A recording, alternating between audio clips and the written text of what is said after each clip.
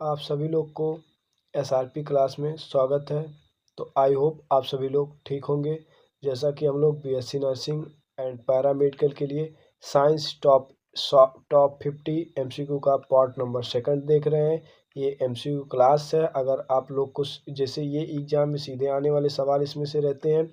ये शाम 3 बजे वीडियो अपलोड की जाती है एसआरपी क्लास पे। ये जैसे हमारा यूपी सीनेट हो गया, यूपी सीनेट हो गया, यूपी सीनेट हो गया, यूपी सीपेट हो गया, एक यूपी सीपेट हो गया, यूपी सीपेट हो गया या यूपी गेट जिसे जेनम कहते हैं। इसके एग्ज़ाम की तैयारी अगर आप लोग कर रहे हैं तो इसमें से मतलब मोस्ट क्वेश्चन आप लोग को मिल जाएंगे, मोस्ट क्वेश्चन आप लोगों को मिल जाएंगे। चलिए आज के लिए हम लोग क्वेश्चन स्टार्ट करते हैं। देखिए ये थंबनेल में लिखा गया है कि उत्तर प्रदेश के सभी बच्चों, जो उत्तर प्रदेश के बच्चे हैं जिन्हें BSc nursing paramedical JNM exam देना है, वो लोग व्हाट्सएप नंबर ये दिया गया है 7307912898 7307972188 पे आप लोग हमसे जुड़िए। ये हमारा एसआरपी चैनल का लोगो है। तो इसका मतलब क्या है, इसमें इसका मतलब इसलिए नंबर दिया जा रहा है कि इसमें फ्री टेस्ट सीरीज होगा। आप लोग हमसे जुड़ेंगे तो टेस्ट सीरीज आप लोग को फ्री प्रोवाइड किया जाएगा व्हाट्सएप पे, बट नॉट क्या कहते हैं यूट्यूब पे। व्हाट्सएप पे आप लोग को टेस्ट सीरीज हम देंगे फ्री, बिल्कुल फ्री ही रहेगा आप लोगों को। ठीक, 120 क्वेश्चन का ये टेस्ट सीरीज स्टार्ट कब हो रहा है? दिसंबर से स्टार्ट हो रहा है। ठीक, 120 नंबर का टोटल क्वेश्चन रहेंगे, जिसमें नर्सिंग के भी रहेंगे, नर्सिंग एग्जाम के लिए भी नए रहेंगे, जीके के लिए भी रहेंगे, जैसे जेएनएम में जीके आता है, पैरामेडिकल का भी रहेगा, उसमें साइंस भी रहेगा, फिजिक्स रहेगा, केमिस्ट्री रहेगा और बायोलॉजी से सब मिला के 120 क्वेश्चन का हम बनाएंगे। आप लोग को अगर अच्छा लगे तो हमारी हमारा ये टेस्ट सीरीज स्टार्ट होने वाला है, ये उत्तर प्रदेश बच्चों के लिए, उत्तर प्रदेश के सभी बच्चों के लिए। तो आप लोग हमसे इस नंबर से कांटेक्ट करें। हमारा ये व्हाट्सएप नंबर है, इस पर आप लोग मैसेज करें। जिन्हें भी हमसे जुड़ना हो, बिल्कुल ये फ्री टेस्ट सीरीज है। ठीक, चलिए आइए पहला क्वेश्चन स्टार्ट करते हैं। ठीक, आप लोग की स्क्रीन पे पहला क्वेश्चन कह रहा है the phenomenon of bending of light when it passes from one medium to other is called.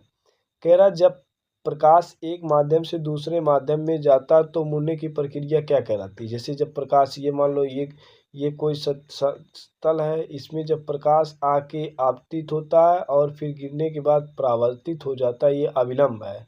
ये आने वाली किरण, ये जाने वाली किरण। तो आइए देखते, कह रहा जब जब प्रकाश एक माध्यम से दूसरे माध्यम में जाता तो मुड़ने की प्रक्रिया क्या कहलाती है? रिफ्लेक्शन, परावर्तन, रिफ्रैक्शन मतलब अपवर्तन, या डिस्पर्जन विकिरण, या स्टैटरी मतलब प्रकीर्णन। तो आपतित किरण और परावर्तित किरण के बीच में बना एंगल को क्या कहते हैं? आपतन कोण कहते हैं।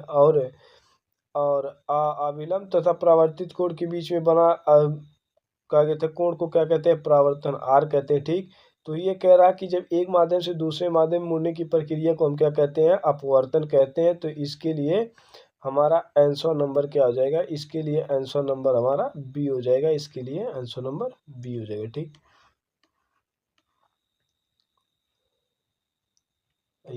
दूसरा क्वेश्चन कह रहा कि the SI unit of the electric charge.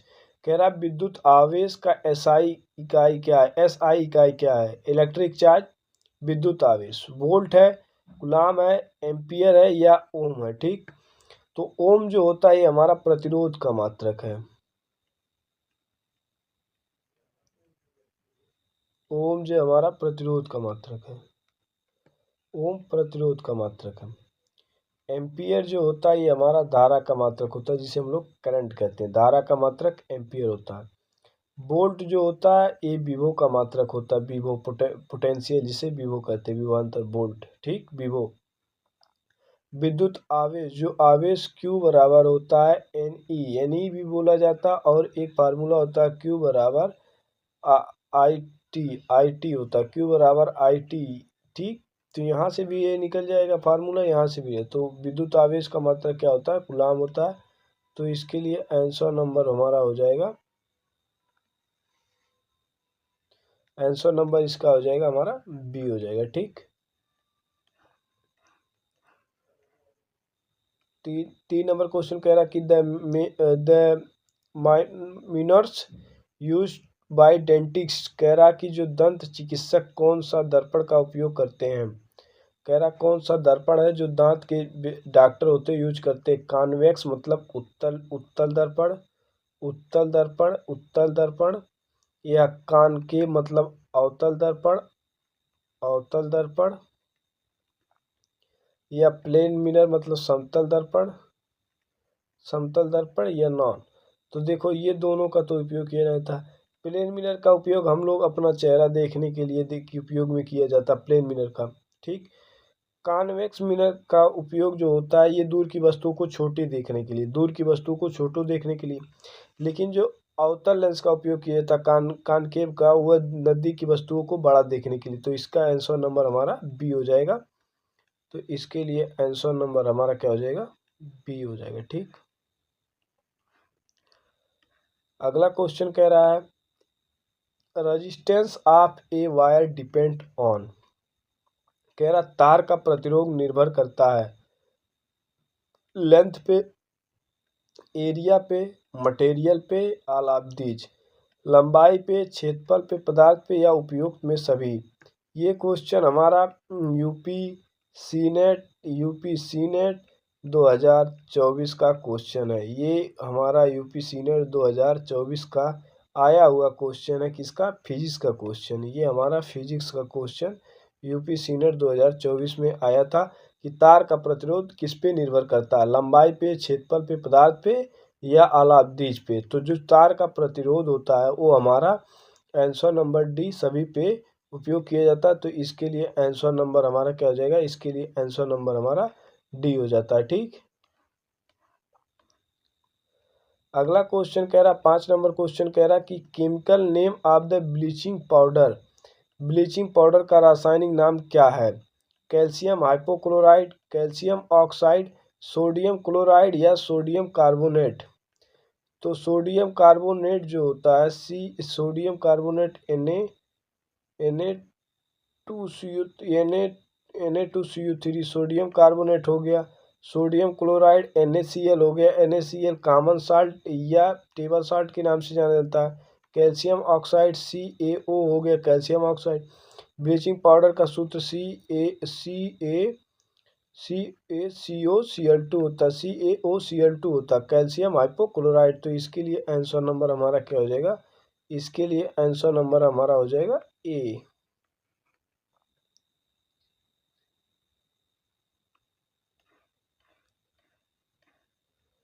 कह रहा कि which gas turn lime water of milky, कह रहा कि कौन सा गैस चूने के पानी को दूधिया बनाती है। CO2, SO2, NO2, या HNA3 ammonia, Na2 nitrous oxide, SO2 sulphur dioxide, या CO2 कार्बन डाइऑक्साइड। तो कह रहा कौन सी गैस है जो चूने के पानी को दूधिया बनाती है। तो CO2 कार्बन डाइऑक्साइड है जो चूने के पानी को दूधिया बनाता है। तो इसके लिए आंसर नंबर हमारा क्या हो जाएगा, इसके लिए आंसर नंबर बी हो जाएगा, ठीक।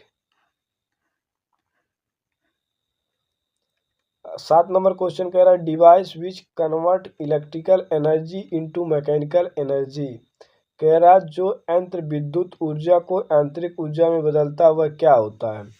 कह रहा कि कौन सा ऐसा डिवाइस है, यंत्र है जो इलेक्ट्रिकल एनर्जी को मैकेनिकल एनर्जी में कन्वर्ट करा है। इलेक्ट्रिक मोटर, जनरेटर, बैटरी, या ट्रांसफार्मर। तो देखो रासायनिक ऊर्जा को इलेक्ट्रिकल एनर्जी में कौन करता है, केमिकल एनर्जी को।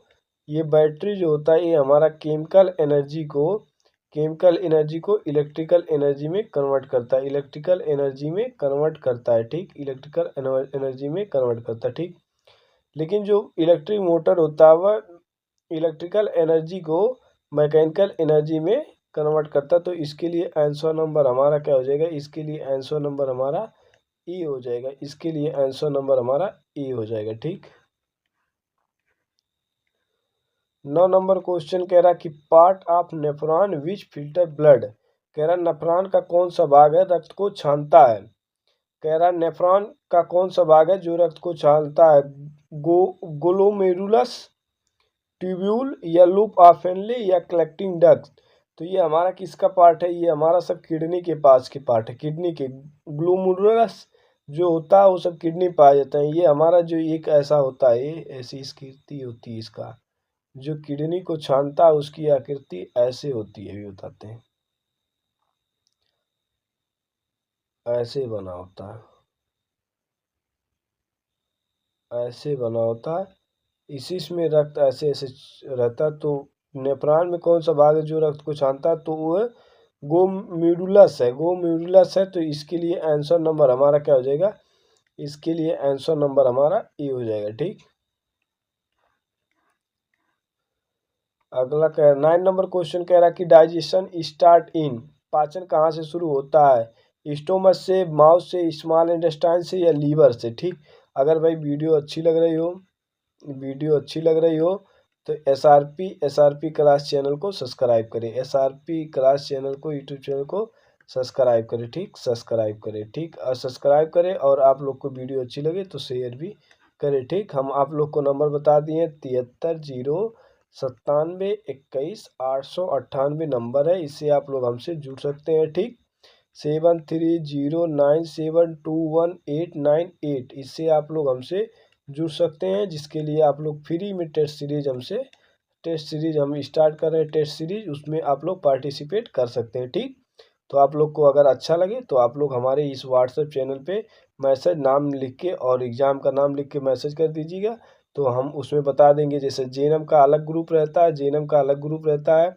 बायोलॉजी बीएससी नर्सिंग जो यूपी का रहता है उनके अलग अलग ग्रुप रहता है, और पैरामेडिकल के जिसे एग्ज़ाम देगा वो अपना अलग मैसेज लिख देगा कि मेरा नाम, जैसे यहाँ लिखेंगे नाम, जैसे नेम के आगे लिख देंगे XYZ जो भी नाम होगा, और एग्ज़ाम जैसे लिख देंगे, एग्ज़ाम जिसे भी देना होगा, अगर बीएससी नर्सिंग देना हो तो बीएससी नर्सिंग, जीएनएम देना तो जीएनएम, अगर पैरामेडिकल एग्ज़ाम देना होगा तो पैरामेडिकल। अगर आपका एग्ज़ाम, देखो जो बीएससी नर्सिंग का एग्ज़ाम होता है ये मई में होता है। ठीक, मई में होता है, मई में होता है। जेएनएम का एग्ज़ाम भी मई में होता है, मिड मई में। लेकिन ये पैरामेडिकल का एग्ज़ाम ये हमारा जून के करीब में होता है, जून में। तो आप लोग अभी दिसंबर से अगर स्टार्ट कर देंगे हमारे साथ, तो कम से कम हम देखिए जेएनएम का भी 50, पैरामेडिकल की भी 50 और नर्सिंग की 50 सेट लगा लेंगे। 150 में से आप लोग का 120 क्वेश्चन कहीं गया नहीं है, वो सारे क्वेश्चन उसी में से आएंगे। ठीक, तो आप लोग हमसे जल्द से जल्द जुड़िए। ठीक, तो अब ये कह रहा कि अगला क्वेश्चन कि डाइजेशन स्टार्ट इन, पाचन कहाँ से शुरू होता है, स्टोमच से, माउथ से, स्मॉल इंटेस्टाइन से या लीवर। लीवर क्या होता है, ये हमारे बॉडी का लार्जेस्ट पार्ट होता है। लीवर हमारे बॉडी का क्या होता है, लार्जेस्ट पार्ट होता है। लीवर हमारे बॉडी का लार्जेस्ट पार्ट होता है। ठीक, स्मॉल इंटेस्टाइन में क्या होता है, संपूर्ण भोजन का पाचन होता है, संपूर्ण भोजन का पाचन होता है। स्टोमच, पेट से हमारा क्या निकलता है, HCl निकलता है, जो कीटाणुओं को मार देता है, जो भोजन में कीटाणु बैक्टीरिया पहुंच जाते हैं उनको वो मार देता है। ठीक, तो पाचन कहाँ से शुरू होता है, माउथ से शुरू होता है। तो इसके लिए आंसर नंबर हमारा क्या हो जाएगा, इसके लिए आंसर नंबर हमारा बी हो जाएगा, बी हो जाएगा। ये साइंस के टॉप 50 क्वेश्चन, ये साइंस के टॉप 50 क्वेश्चन का ये सेट नंबर दूसरा है। ठीक, सेट नंबर दूसरा है। ठीक, कह रहा अगला क्वेश्चन कि साबुन is made by reaction of, साबुन बनाने की क्रिया होती है। साबुन किससे बनता है, एसिड एंड बेस से, बेस एंड फैटी एसिड से, साल्ट और बेस से, एसिड और मेटल से। देखो जब एसिड और बेस मिलाते हैं तो न्यूट्रल हो जाएगा, एसिड और बेस मिलाते हैं तो न्यूट्रल हो जाएगा, न्यूट्रल हो जाएगा। तो पानी का पीएच कितना होता है, पानी जिसे हम लोग H2O कहा जाता है, तो H2O का पीएच हमारा न्यूट्रल होता है, तो न्यूट्रल हो जाएगा। तो ही कह रहा साबुन बनाने की क्रिया को किस क्रिया होती है, तो बेस और फैटिक एसिड मिला के बनाते हैं। तो इसके लिए आंसर नंबर हमारा क्या हो जाएगा, इसके लिए आंसर नंबर हमारा बी हो जाएगा। ठीक,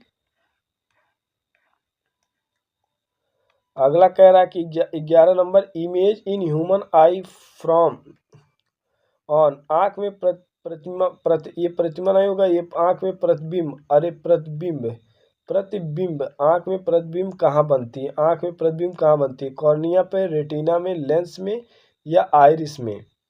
तो इसकी आँख में प्रतिबिंब कहाँ बनती है, तो इसको आप लोग कमेंट में हमें बताइएगा, आँख में प्रतिबिंब कहाँ बनती है, कमेंट में बताइएगा आप लोग। हम वेट करेंगे कि इसका कमेंट में राइट आंसर क्या होगा, प्रतिबिंब कहाँ बनती है। ठीक, अगला क्वेश्चन कह रहा है कि लीस्ट रिएक्टिव मेटल इज, सबसे कम अपक्रियाशील धातु कौन सा होता है? सबसे कम अपक्रियाशील धातु जो कि बहुत कम अपक्रियाशील करता है, सोडियम, जिंक, गोल्ड, आयरन। देखो अगर सोडियम से H2O मिला दोगे, H2O मिला दो तो बहुत तेजनशील गैस निकलता है, ठीक, बहुत तेज क्रिया करेगा। ये आयरन है, अगर ये H2O पा गया और थोड़ा हल्का धूप पा गया, नमी और धूप पा गया, तो इसमें क्या होगी, जंग पकड़ लेगा, तो ये क्या बन जाएगा, रस्टिंग आयरन बन जाएगा, ये रस्टिंग आयरन बन जाएगा, ये रस्टिंग आयरन के फॉर्म में आ जाएगा। लेकिन ये गोल्ड है कि ये सबसे कम अपक्रियाशील है, गोल्ड सबसे कम अपक्रियाशील धातु है, तो इसके लिए आंसर नंबर हमारा क्या हो जाएगा, इसके लिए आंसर नंबर हमारा सी हो जाएगा, ठीक।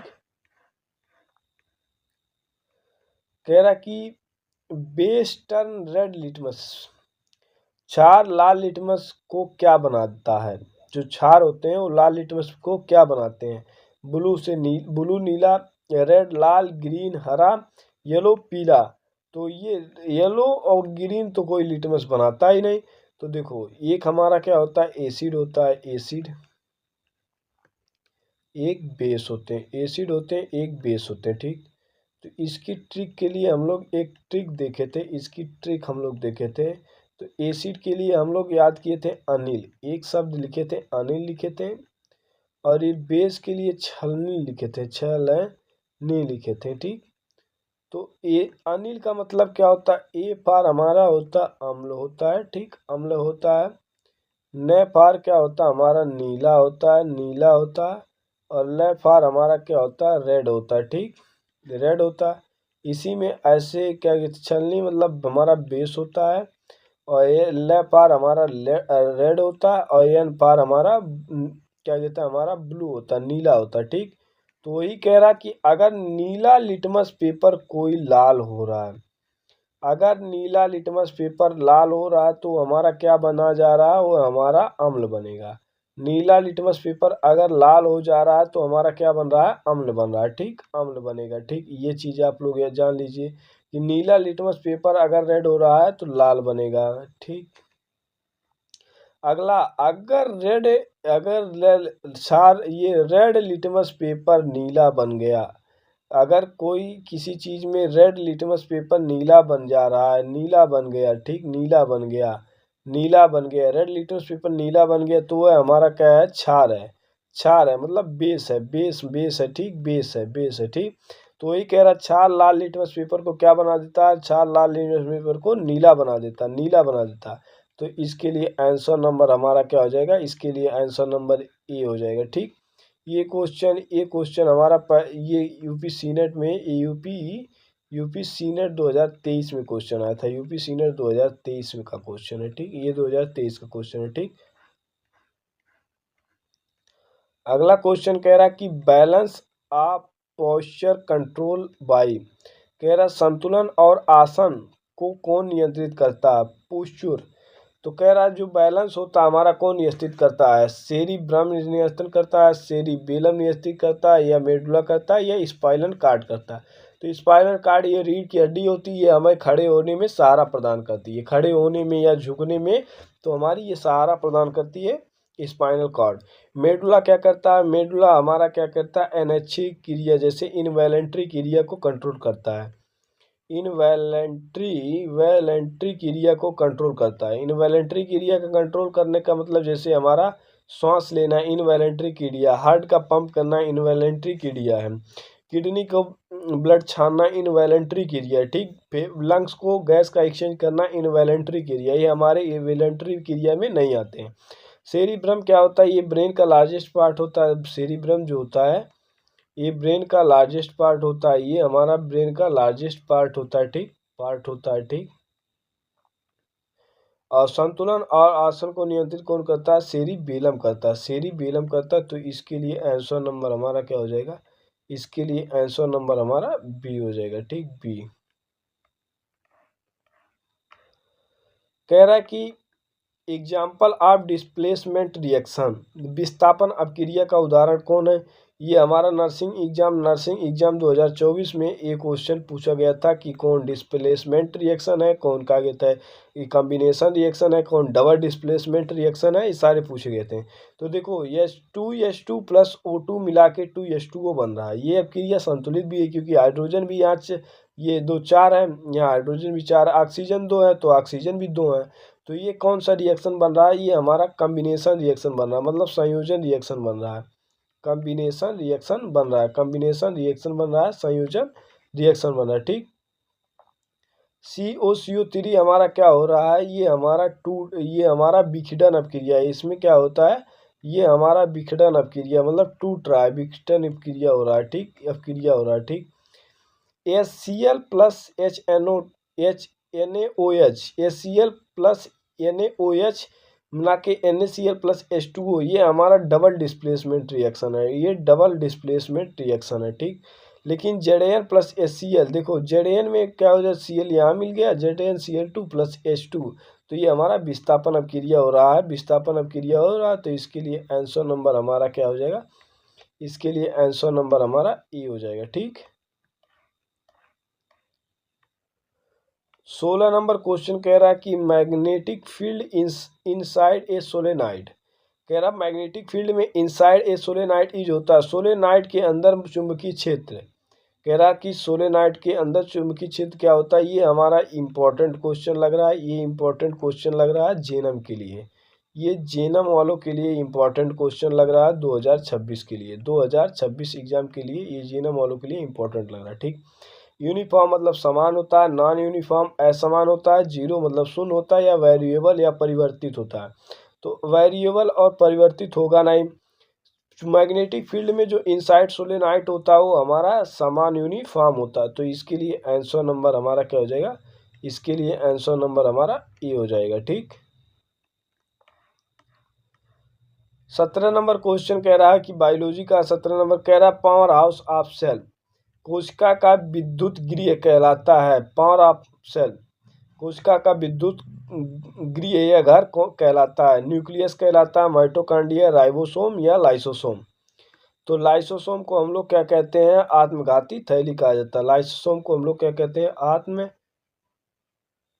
आत्मघाती आत्मघाती थैली कहा जाता है, आत्मघाती थैली, सुसाइडल बैग कहा जाता है। ठीक, लाइसोसोम को हम लोग क्या कहते हैं, प्रोटीन फैक्ट्री कहते हैं, लाइसोसोम को हम लोग क्या कहते हैं, प्रोटीन की फैक्ट्री कहा जाता है लाइसोसोम को। अरे लाइसोसोम नहीं है ये भाई, प्रोटीन फैक्ट्री, एक मतलब प्रोटीन फैक्ट्री, ये राइबोसोम, सॉरी राइबोसोम को हम लोग प्रोटीन फैक्ट्री कहते हैं। ठीक, न्यूक्लियस को कंट्रोल ऑफ सेल कहते हैं, न्यूक्लियस को हम लोग कंट्रोल ऑफ सेल कहते हैं, न्यूक्लियस को कंट्रोल ऑफ सेल्स कहते हैं। ठीक, माइटोकॉन्ड्रिया को कोशिका का विद्युत गृह कहलाता है। तो इसके लिए आंसर नंबर हमारा क्या हो जाएगा, इसके लिए आंसर नंबर हमारा बी हो जाएगा। ठीक, कह रहा कि energy from food without oxygen, कह रहा energy from food without oxygen, oxygen के बिना ऊर्जा प्राप्त करने की प्रक्रिया क्या कहलाती है। देखो एक में हमारा, हाँ पहले देख लो, एनारोबिक रिस्पायरेशन, एरोबिक रिस्पायरेशन, या कॉम्बिनेशन कम्ब्यूशन, या फोटोसिंथेसिस। तो देखो जो एक होता है एना एरोबिक होता है, एक एरोबिक होता है, एक एरोबिक होता है, एक एनारोबिक होता है। ठीक, तो देखो कंबंशन मतलब दहन होता है, एक कंबंशन दहन होता है। ठीक, अगर O2 एब्सेंट है, अगर O2 एब्सेंट है तो एनाएरोबिक रिएक्शन होगा। अगर O2 प्रेजेंट है, O2 प्रेजेंट है, अगर O2 प्रेजेंट है तो वो कैसा है,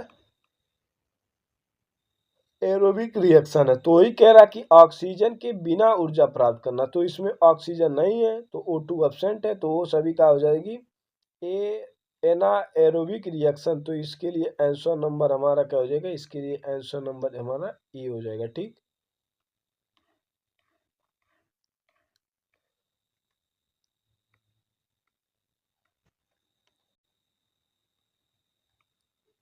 अगला क्वेश्चन कह रहा है colour of copper sulphate sodium copper sulphate का विलयन रंग होता है ब्लू होता है, ग्रीन होता है, पिंक होता है, येलो होता है। तो कॉपर सल्फेट ब्लू का रंग होता है हमारा ब्लू होता है, तो इसके लिए आंसर नंबर हमारा ई हो जाएगा। ठीक,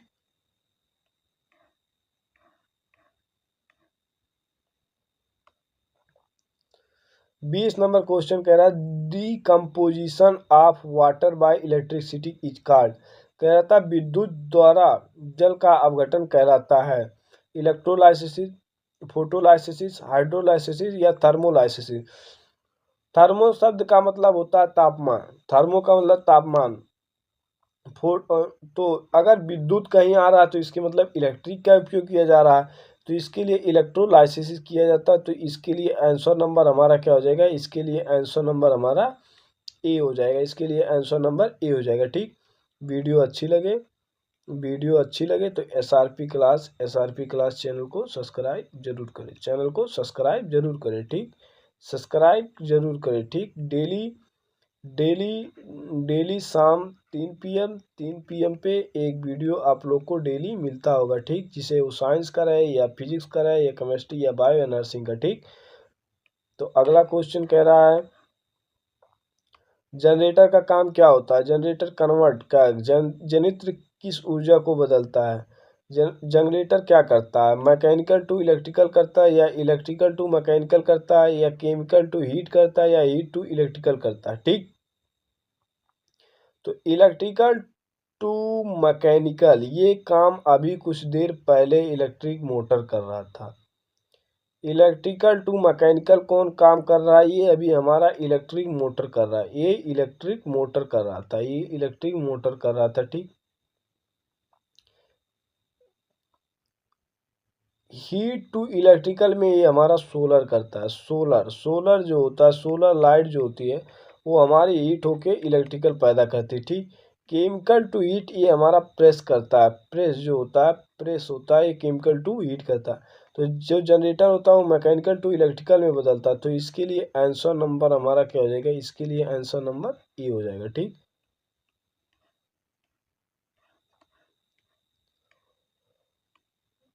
22 नंबर क्वेश्चन कह रहा है acid found in and sitting. कह रहा चींटी के डंक में कौन सा अम्ल होता है। चींटी के डंक में कौन सा अम्ल होता है, formic acid, acetic acid, citric acid या लैक्टिक एसिड। ये यूपी सीनेट जो एग्जाम होता है उसमें 2024 के नर्सिंग क्वेश्चन में, ये नर्सिंग वाले पोर्शन में पूछा गया था कि चींटी में कौन सा डंक पाया जाता है। फार्मिक होता है, एसिटिक एसिड होता है, सिट्रिक होता है या लैक्टिक होता है। तो दूध में जो हमारा पाया जाता है, दूध में मिल्क में हमारा लैक्टिक एसिड पाया जाता है। मिल्क में हमारा क्या होता है, लैक्टिक एसिड पाया जाता है। ठीक, एसिटिक एसिड ये हमारे सिरके में पाया जाता है। सिरके में हमारा जो विनेगर होता है उसमें एसिटिक एसिड होता है।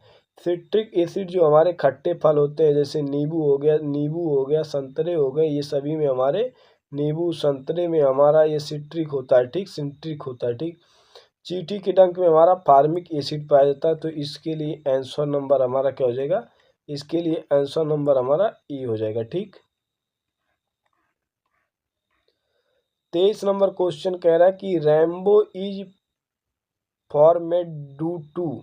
इंद्रधनुष बनने का कारण क्या है, रिफ्रैक्शन एंड डिस्पर्सन, रिफ्लेक्शन या स्कैटरिंग या डिफ्रैक्शन। स्कैटरिंग का मतलब होता है प्रकीर्णन, आकाश का नीला रंग जो दिखाई देता है वो प्रकीर्णन के कारण होता है, स्कैटरिंग के कारण होता है। लेकिन इंद्रधनुष का बनना जो होता है वो रिफ्रैक्शन और डिस्पर्सन के कारण दोनों होता है। तो इसके लिए आंसर नंबर हमारा क्या हो जाएगा, इसके लिए आंसर नंबर हमारा ए हो जाएगा। इसके लिए आंसर नंबर ए हो जाएगा। ठीक, आप लोग को बता दें कि नर्सिंग का टॉप 80 एमसीक्यू में से एमसीक्यू क्लास में से 3rd नंबर क्लास अपलोड हो चुका है। आप लोग जाके देखिए। ठीक, उसको 24 नंबर क्वेश्चन कह रहा organ of excretion in human. मनुष्य में उत्सर्जन का अंग कौन सा है, organ for excretion in humans. मनुष्य में उत्सर्जन का अंग कौन है, किडनी है, लीवर है, हार्ट है या लंग्स है। लंग्स का काम अभी हम बताएं, लंग्स का काम क्या होता है, गैस का एक्सचेंज करता है। ये पहले याद कर लीजिए, ये गैस का एक्सचेंज करता है, ठीक, गैस को एक्सचेंज करता है, ठीक। लंग्स की यूनिट क्या होती है, इसकी यूनिट क्या होती है, यूनिट जो होती है हमारा एल्वुलाई होती है, एल्वुलाई होती है, एल्वुलाई होता है, एल्वुलाई होता है, ठीक। लंग्स की यूनिट एल्वुलाई होती है। हार्ट का काम क्या होता है, पंप करना होता है, पंप को करना होता है ब्लड को। हार्ट के डॉक्टर को क्या कहते हैं, कार्डियोलॉजी कहते हैं, कार्डियोलॉजिस्ट कहते हैं, कार्डियोलॉजिस्ट कहते हैं, हार्ट के डॉक्टर को कार्डियोलॉजिस्ट कहते हैं। इसकी अध्ययन को कार्डियोलॉजी कहते हैं, कार्डियोलॉजी कहते हैं। हार्ट के डॉक्टर को अध्ययन को कार्डियोलॉजी कहते हैं, ठीक। लीवर को हम क्या, लीवर का अध्ययन के लिए हम हिपैटोलॉजी का उपयोग करते हैं, हिपैटोलॉजी का अध्ययन करते हैं। हिपैटोलॉजी में लीवर का अध्ययन करते हैं, लेकिन जो लीवर के डॉक्टर होते हैं इसे हिपैटोलॉजिस्ट कहते हैं, हिपैटोलॉजिस्ट कहते हैं, हिपैटोलॉजिस्ट कहते हैं, ठीक। किडनी किडनी किडनी ये किडनी हमारा क्या होता है, मुख्य उत्सर्जी अंग है, तो इसके लिए आंसर नंबर हमारा क्या हो जाएगा, इसके लिए आंसर नंबर ए हो जाएगा। इसकी यूनिट को हम लोग क्या कहते हैं, नेफ्रॉन कहते हैं। किडनी की यूनिट को हम लोग नेफ्रॉन कहते हैं। किडनी के डॉक्टर को हम नेफ्रोलॉजिस्ट कहते हैं। किडनी के डॉक्टर को हम लोग नेफ्रोलॉजिस्ट कहते हैं, और अध्ययन को नेफ्रोलॉजी कहते हैं, ठीक। किडनी की अध्ययन नेफ्रोलॉजी होती है, डॉक्टर नेफ्रोलॉजिस्ट होता है, ठीक। लंग्स का देख लीजिए, लंग्स क्या करता है, गैस को एक्सचेंज करता है। यूनिट इसकी एल्वुलाई होती है, एल्वुलाई होती है, ठीक। हार्ट का काम क्या करता है, ब्लड को पंप करना होता है। हार्ट के डॉक्टर को कार्डियोलॉजिस्ट कहते हैं, हार्ट के अध्ययन को कार्डियोलॉजी कहते हैं। लीवर क्या होता है, लार्जेस्ट पार्ट होता है, इसके अध्ययन को हिपैटोलॉजिस्ट कहते हैं, इसके डॉक्टर को हिपैटोलॉजिस्ट कहते हैं। किडनी मुख्य उत्सर्जन अंग है, जिसका आंसर नंबर ए हो गया। किडनी की यूनिट नेफ्रॉन होती है, नेफ्रॉन के डॉक्टर को नेफ्रोलॉजिस्ट कहते हैं, और अध्ययन को नेफ्रोलॉजी कहते हैं, ठीक।